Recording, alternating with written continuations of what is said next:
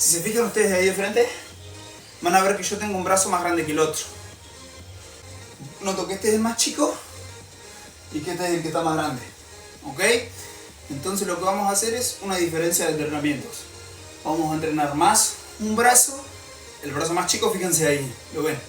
Este es el más fuerte y este es el más chico. A este le vamos a dar más volumen de ejercicios en lo que es el brazo, que es bíceps y el tríceps del brazo. Ahora vamos a hacer tríceps, así que de este brazo vamos a hacer más repeticiones que comparación de este. Cuando tenemos un brazo más grande que el otro o cualquier otra parte que sean par, lo que te recomiendo hacer es hacer los ejercicios unilaterales, separados, un peso en cada brazo. Entonces así vas a poder darle más trabajo a uno que al otro.